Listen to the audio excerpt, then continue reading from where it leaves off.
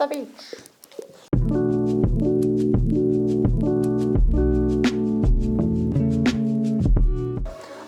So we're gonna head out. We're gonna go for that walk.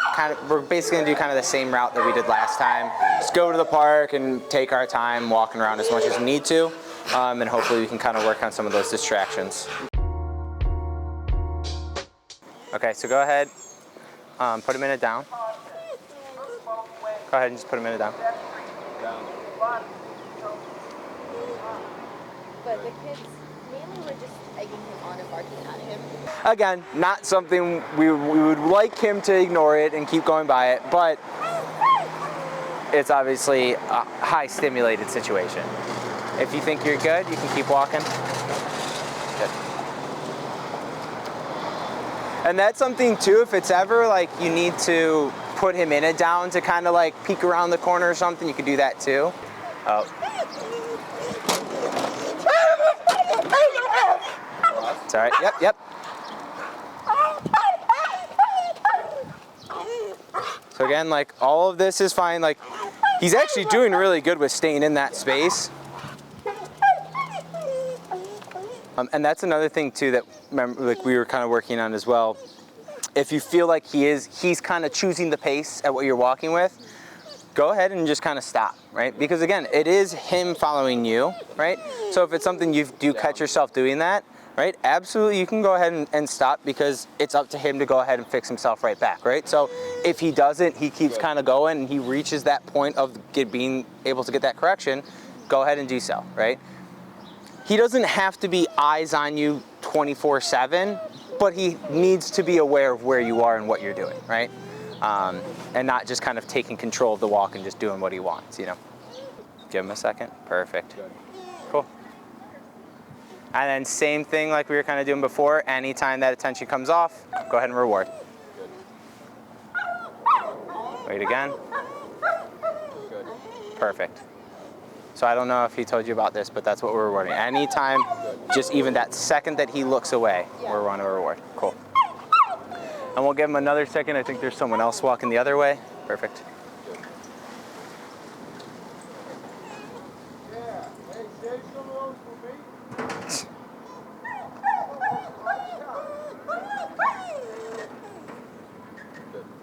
Nice. It's always good to have ignorant people, you know? And then these people are probably going to walk the other way. That's all right. Nice. Good. Cool. Give him a second. Let him settle down. Perfect. All right. Now we can walk. We'll just walk over here to the right.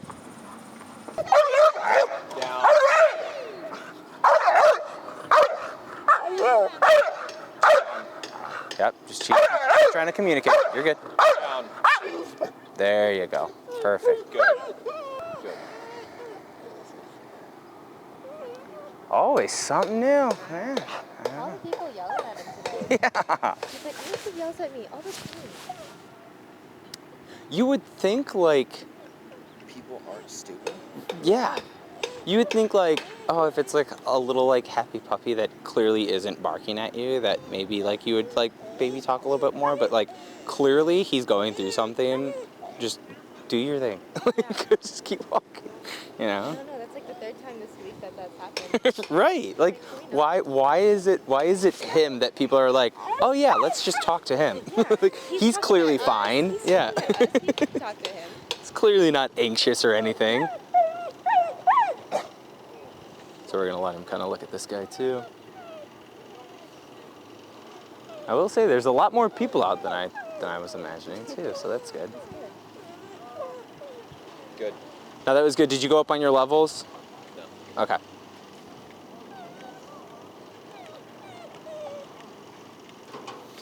Good. One more correction I probably would have recommended going up. You know, I'm fine with, again, having that, if that level's working and it was able to work, but it's something that if we can get like that attention a little bit faster to get in that down, that could help. But, you know, just in those certain situations.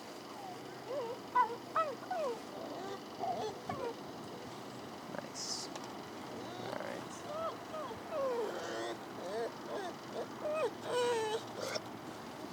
And also this, I'm totally fine with this, right? Like readjusting and stuff. Now I want him to go down again, right? But obviously we got wheels, so I would give a correction for that. No. Down. Give him a second. Give him a second. Perfect.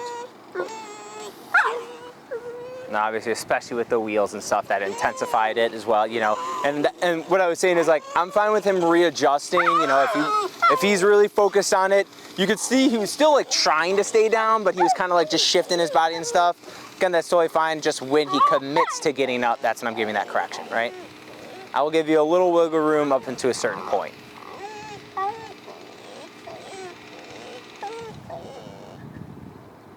Perfect. Let him kind of calm down a little bit more before we start walking. Good. Nice. And try rewarding. See how when you're rewarding, he's kind of meeting you up to that point? Try rewarding a little bit lower and a little bit quicker to kind of like keep him in that position of like down. Good. Perfect. There you go. See how that like controls a little bit more? Nice. All right, we're gonna go walk right this way. Go.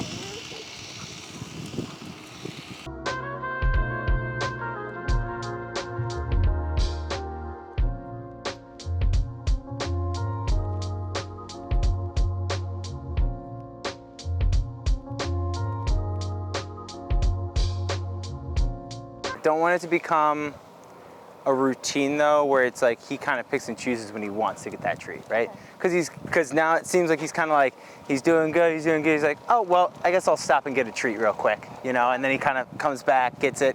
Then he comes back up in the front and he kind of does his thing. And then eventually he's like, okay, it's time for another treat. And he goes back and gets another one, right? I was gonna say he's checking in a lot today, which isn't like very typical.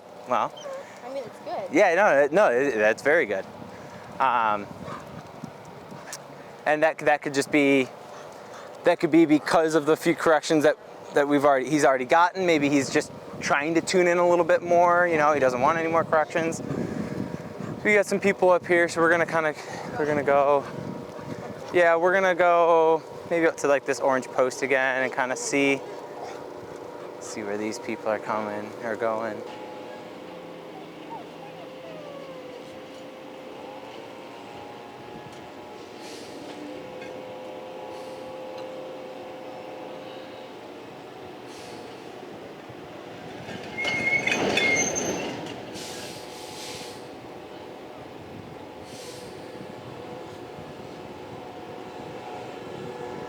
You can reward for that.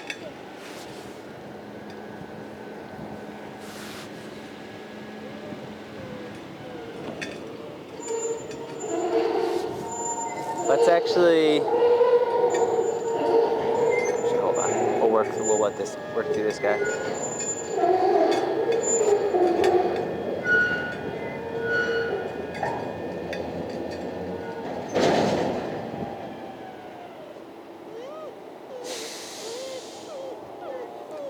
And then same thing, if he like focuses on any of these people, the second he takes that focus off, go ahead and reward. Perfect, right there. Nice.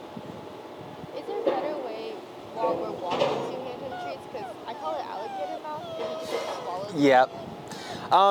It's something that, because we're kind of starting more simple right now, you can try to reward it as you're walking, but yeah, it can be a little weird sometimes to be like trying to walk and he's trying to walk as well and eat the food as he's walking.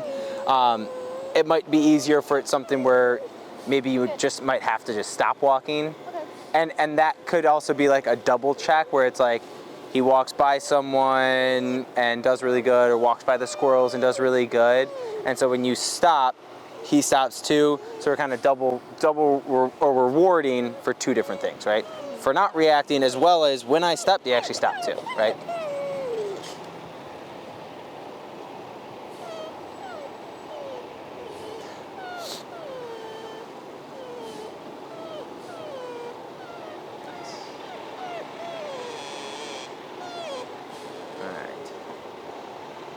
So what we're gonna do is we're gonna start walking again, and we won't go all the way around there again. We'll just kind of walk back into the parking lot and then go around. Perfect.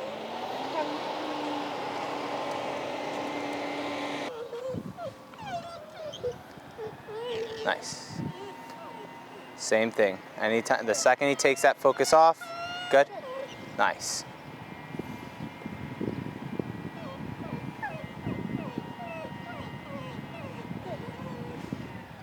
Perfect. And we'll wait for that person to completely get out of view. Now, wait for him to go back down. Now you can reward. Nice. Oh, and we got this person getting out of the truck.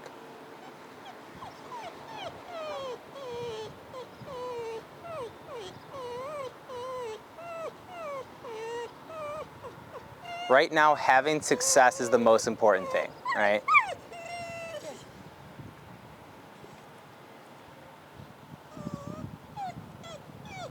So even if we're having this, I want to like continue this high success rate. Again, besides the kids, if that's the one thing that's happened and it's because the kids were just being jerks, you know, that's awesome. You know, that's a huge difference, it seems like, from before that last follow-up, you know. So I want to keep this continuing, you know, this success kind of continuing. They've been burying the fiber internet lines in our neighborhood too, so there's a lot of construction workers walking around. Okay. He doesn't give a shit about them. That's what you were saying, right? I forgot about that. Yeah, he's like, he'll walk right by him, he doesn't care. And then a little old lady. Yep.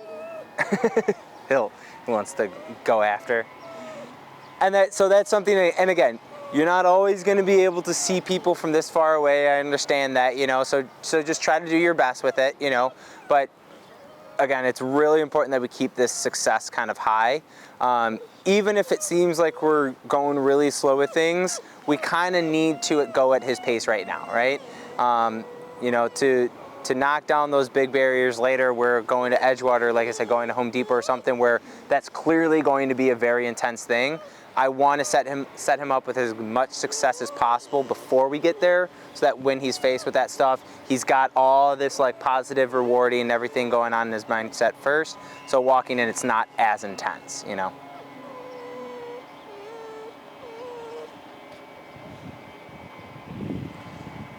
Just give him another minute. Perfect. Go ahead and reward one more time.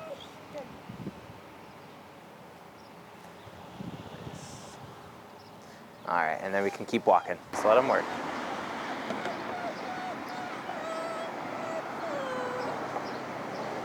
With the one thing that he did freak out is something that clearly is more of an intense situation, distraction. We were closer, he was on the ripstick or whatever, right? So, you know, again, not ideal, but for the amount of people and the distractions that we did see, he's doing better, right? And that's really good to see. That means that you guys are clearly putting in the work and everything, and we just need to keep, like I was saying before, keep getting this success rate just as high as possible over these weeks, so that way we can kind of keep building that confidence and the understanding of, don't be an idiot and freak out, right? Just chill out, be cool, relax for a minute if you need to, right? And then we can kind of build on from there, right? How do you guys feel about it? Do you guys feel like it's getting better? Do you feel like It's getting better 100%. Okay. But still anxious, guy. Yeah. And I think, you know, to say that this is going to be completely gone eventually is a little hard, you know. I think he's always going to have a little bit of this intensity, you know. I think that's how he was made, you know. But it's, you know, to the point now where we're just managing, right? We're managing, we're trying to control as much as we can and clarify as much as we can, you know. So that way we can get to the best of our ability. So, you know, I'm really happy with his success. I hope you guys are too. Obviously, we're still working. You know, it's something that we will continue to keep working as much as we need to. So, keep doing this. Do you guys have any questions about anything? I think timing of the correction is really good. I want you to try to start like anticipating more so when he's trying to react, right? So like with those squirrels, for instance, and stuff. When you see that squirrel and you know, okay, it's a 50-50, even if it's a 50-50 that he's gonna get reactive, start trying to pay more attention to him as you're walking, right? And so the second, because what's gonna happen, he's gonna lock in on that squirrel, right? The squirrel's gonna dart away or whatever, and it's gonna entice him to wanna go after, right? That's where I want the timing to go, where even if you need to go up, right, again, you see a distraction, you know it's gonna be more intense, so you need to go more intense with your levels as well. Go up a little bit and keep focus on him so that the second he starts to even try to budge towards that squirrel or that distraction, we're instantly giving that correction, right? And try getting that timing a little bit faster with it. Pretty much it. I mean, like I said, I think he's doing good. I think you guys are doing really good as well. Just try to keep that success rate up, try to avoid the old ladies, or at least maybe don't avoid them. Maybe if you see her coming or something, pop out in the front yard and just put him in a down right there or whatever. Just let her kind of walk by.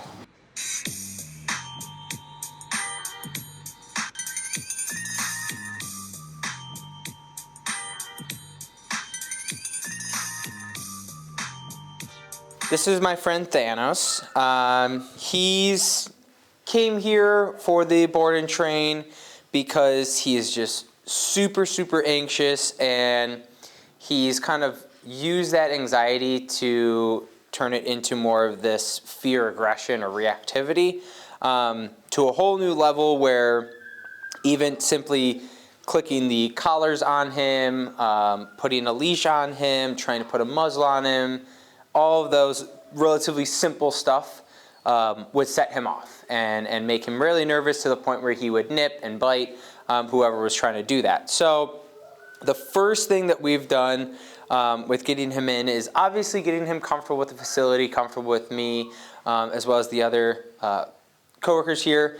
But we wanted to address getting that muzzle on, because that's one thing that is going to keep, obviously, us safe, as well as him safe in the sense that he's not going to be able to lunge out and bite these people, right? We can kind of control or take away that one big weapon that he has to allow him to kind of process the anxiety in a different way. So the first thing that we will kind of show is kind of how or where he is kind of at this point. So when we are putting the muzzles on, and another thing, especially if they don't like the muzzles, because usually the dogs will associate the muzzles with specific things, going to the vet, getting nail trims or grooming, all these things that, especially a dog that already doesn't really like to be touched, is going to intensify it. So they really don't want this on because they know what that means, right? So getting this on him and working him with this muzzle has helped him kind of be a little bit more in control and understand, again, that it's not a bad thing that we're putting it on, it's more of just that safety precaution. So getting him on him has been a lot easier now, where before, when he first came in, I had the bite sleeve and I had to kind of take my time and work around his reactivity with it. Now we're at a point where I can generally kind of just get it on, slip it on, tie it down, and I kind of let him just have a little bit of what I call muzzle time, where I put it on randomly and keep it on for a little duration, allowing him to just kind of get desensitized to it, right? If he paws at it a little bit, that's totally fine. If he's really digging at it, then we can kind of address that. But it's something that I like to kind of just slip it on and then reward him for it, right? So allowing him again to realize that this isn't a big scary thing and he's actually going to get a reward for it. As well as giving him muzzle time, it also lets him know that it doesn't go on just when it's scary. It can go on any time for no reason at all, and he can still be okay about it, right? Another great way of desensitizing. So again, something I'm not going to necessarily force on him, but just try to get it on. Good job.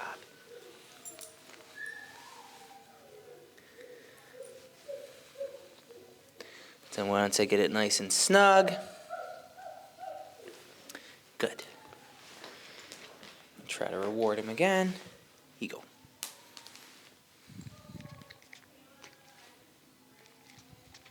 Nice. Now, obviously, it's a little bit harder to get it, but he's able to get a couple pieces.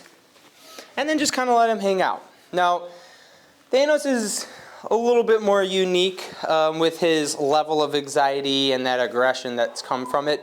So we have really geared him towards getting that confidence back and allowing him to kind of warm up at his own pace.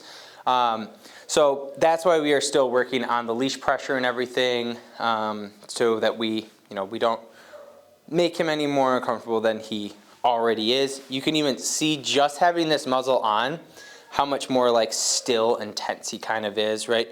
Nothing's bad. He's not trying to fight it. He's just kind of figuring it out. It is a different kind of sensation to have that muzzle on.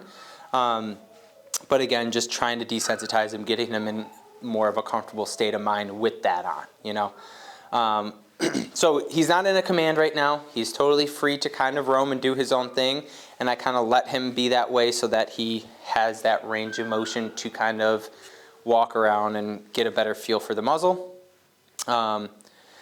In a minute, we are going to do his nails, do kind of an update on what that looks like, and kind of show the progression of how much faster he's gotten sensitive with that. Because that was another big thing that the owners wanted to work through, is grooming, nail trimming, bathing, all that stuff.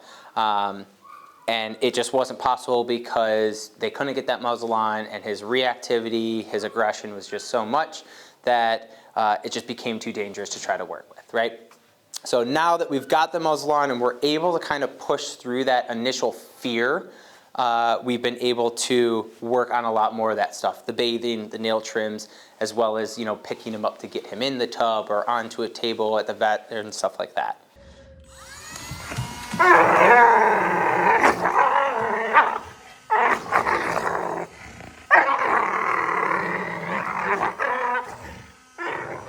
So when we're doing the nail trims, especially again with a dog that really doesn't like his paws being touched, and obviously the noise of the Dremel is really scary as well, right? You can kind of see he's already kind of locked in on it, right? It's something that I kind of allow them to desensitize a little bit too. So I'll kind of just pick up that paw and I'll just kind of hold it, maybe touch some of his nails.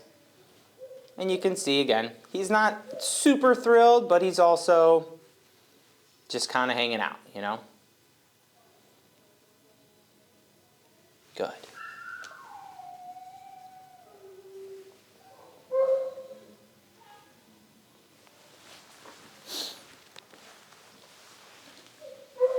And whereas before, even just picking up this paw was a big deal to him. He did not like this feeling. But you can see he's starting to get a little bit, at least a little bit more complicit with it.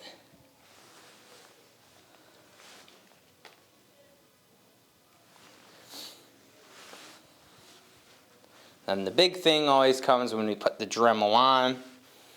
The noise usually scares them a little bit, makes them a little bit uneven, so I'll just kind of pop that on. And then do the same thing, just kind of keep moving that around. Nice.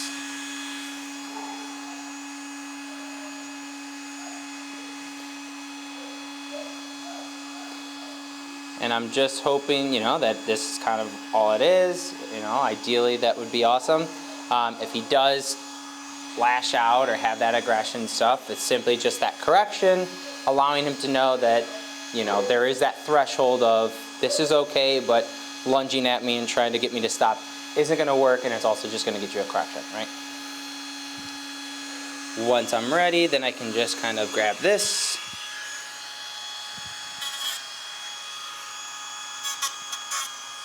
And we'll just trim these just a little bit. We did do these yesterday as well, so you don't need too much.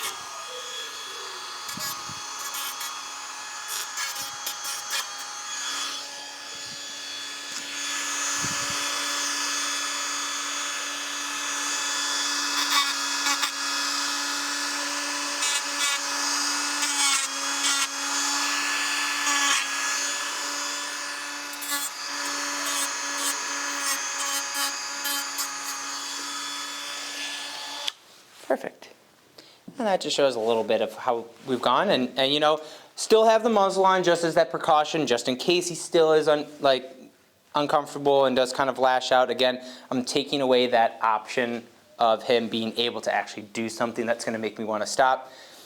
As long as that muzzle's on and it's secure, you know, he can lash out all he wants, but he won't be able to actually get me, allowing me to kind of continue to work through that anxiety or that fear aggression.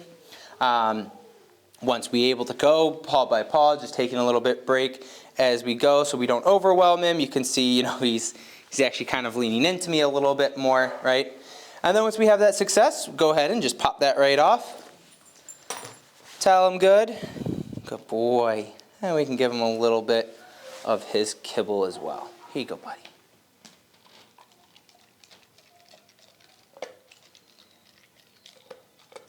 Nice.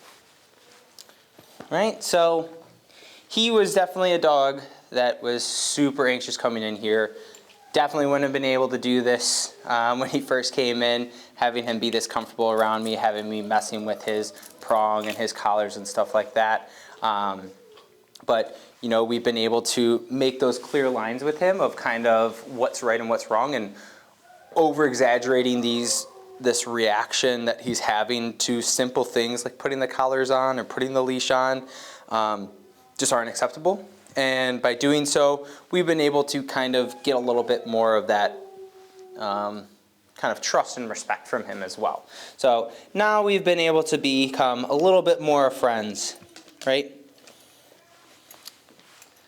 And just continuing to work, we will continue to do these nail trims, do these muzzle times, obviously to make it more of a routine, allowing him to just get even more comfortable as we go. So if you guys stay tuned, maybe you'll see a little bit more of an update on my friend Thanos here, right? Yeah, that's a good boy.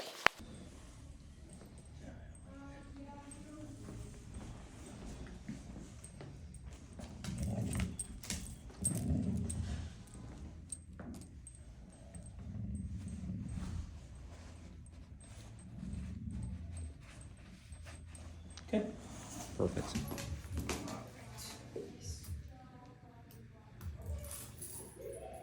That one. This one.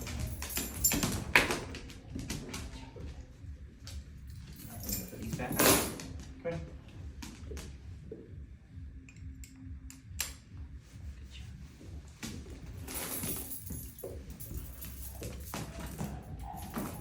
Thanos, come here, buddy.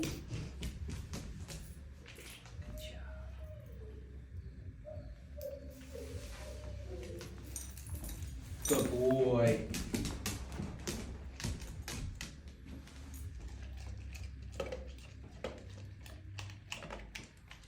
Way to go, buddy. Oh, perfect. Okay.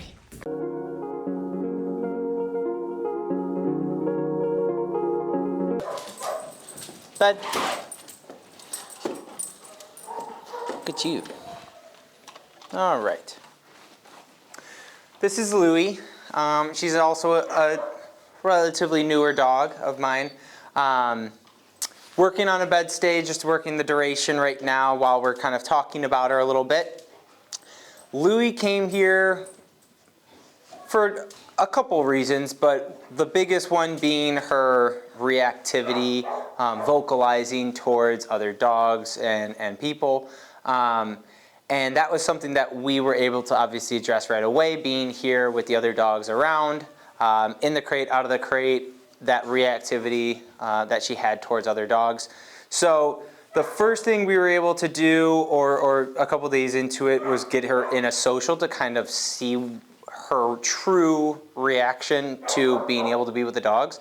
And we found out that, you know, as much as it looks like she was aggressive, or if she were to interact with these dogs, which a lot of people I think have that mentality. You see a dog that, you know, she does kind of look a little intimidating, definitely when she's snarling and barking and doing all this stuff.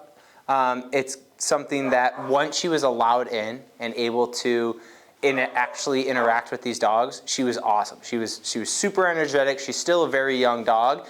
And so it's something that sometimes the signs that we think they are showing aren't really the true intentions of what she means. Now, better safe than sorry, you know, nothing against the owners. It's better to keep her safe and as well as the other dogs.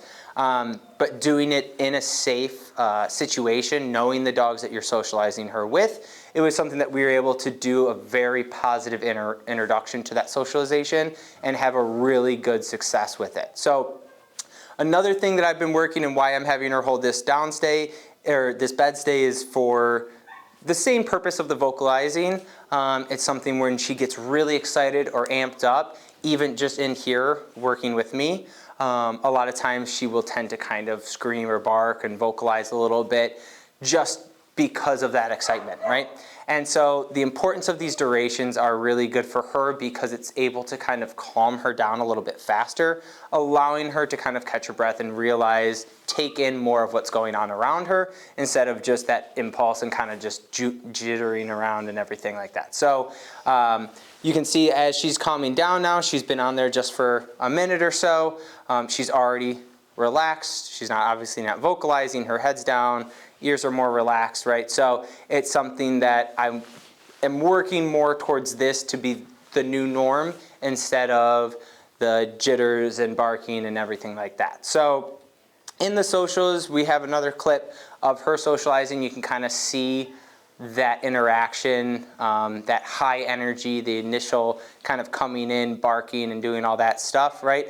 To a lot of people that don't really know socialization and cues and everything, it can look very aggressive, right? And again, nothing against anyone, but it's something that allowing her to kind of show us what she's going to do is really truly freeing for her and also will make us feel a lot more comfortable and confident in doing that again, right? Now, it's something that we do have to be generally in charge of it, making sure that she doesn't go over that threshold and push a dog or annoy a dog too much with that high energy, as well as, you know, having short little spurts of that success as well. You know, I don't necessarily need her in there for 2 hours, but even the 10 minutes that she was in there for the social exhausted her because of that super high energy that she was finally able to kind of get out. So doing these short spurt durations and socials have been very, very beneficial for her, especially when she starts getting a little amped up.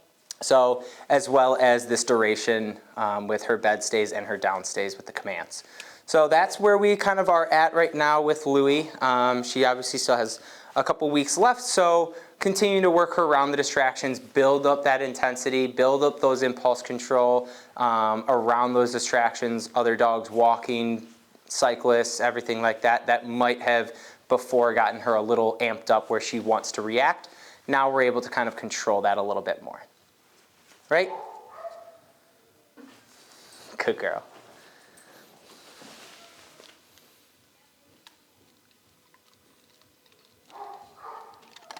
Yeah. Good job. Okay.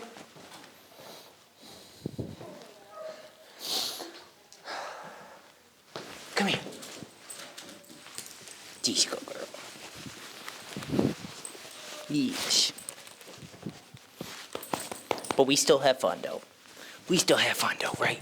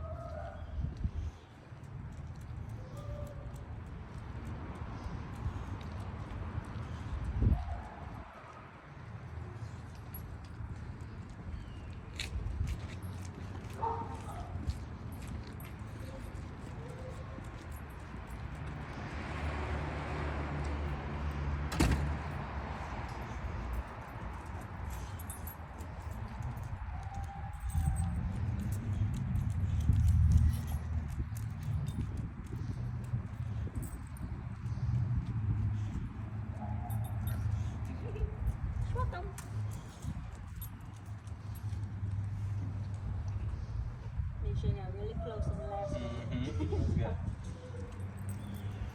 Good. Okay. Good job. Big booty girl, big booty Judy.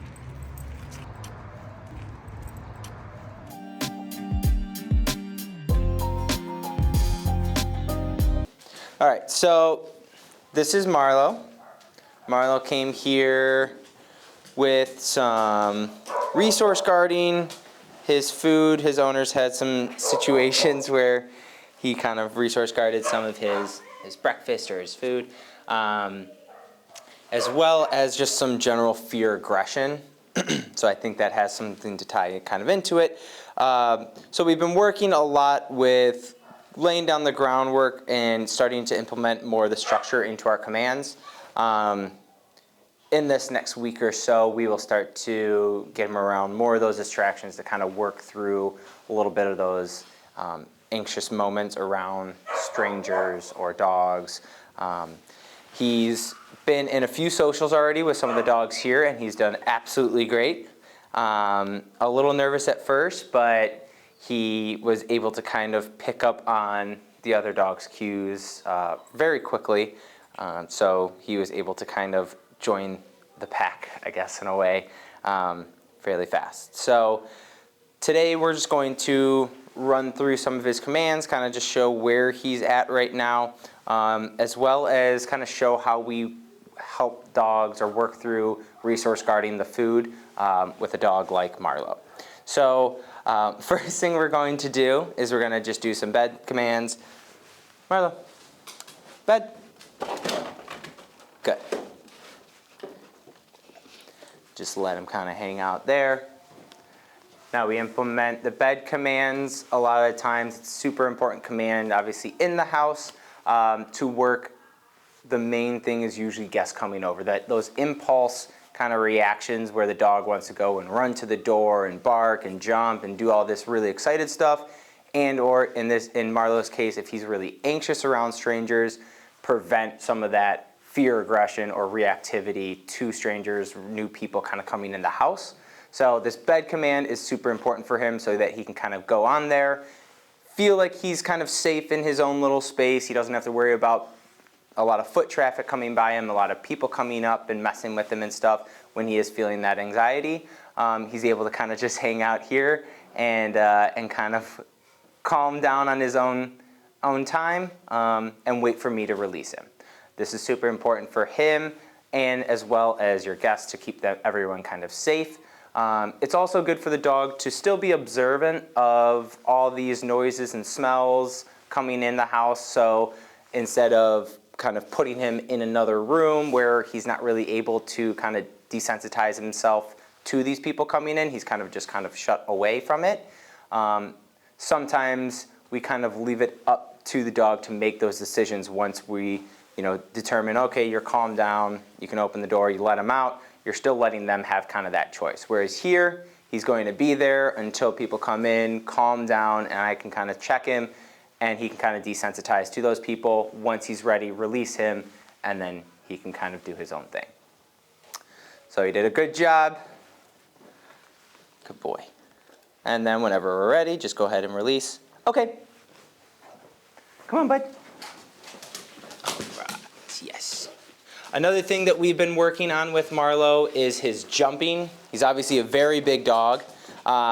So jumping in any way, in any sort of way, obviously it's a lot of weight kind of moving onto people. So especially an older person or a younger person, easily kind of knock them over. So that's one big thing that we've been working on right away to get him kind of in check. He's obviously very excited once he knows you and is friendly with you, but any of that jumping we've been kind of correcting for just so he can still be excited but knows where that threshold is.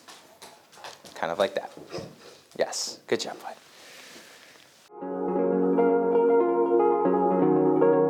Moving on to kind of the food resource guarding.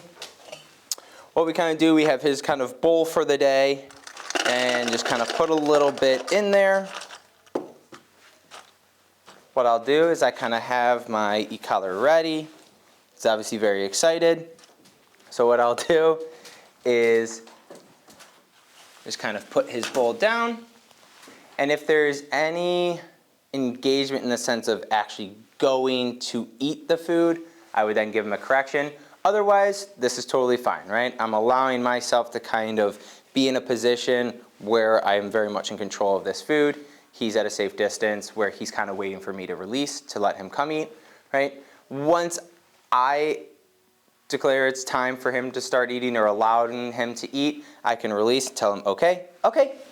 And then I can even kind of encourage him sometimes too. Come here, buddy.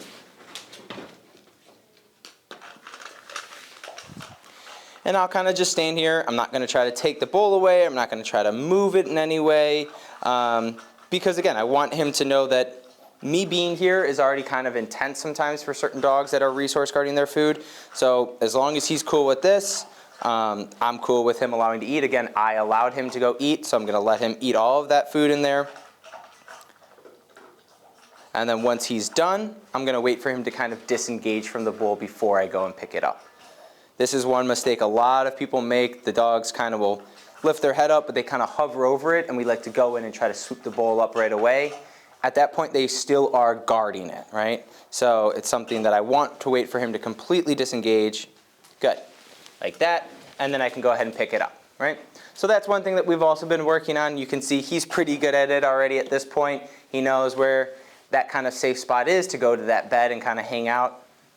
He's already gotten very comfortable with this command, so I will continue to kind of work on that and look forward to teaching the owners that kind of command as well. So that's pretty much where Marlowe is at right now, but maybe we'll have a video later of him kind of working through those distractions and kind of evolving more into those commands. Good job, bud. Okay. Good job, buddy. Yeah, you did so good. You did that all in one take. Huh. Huh.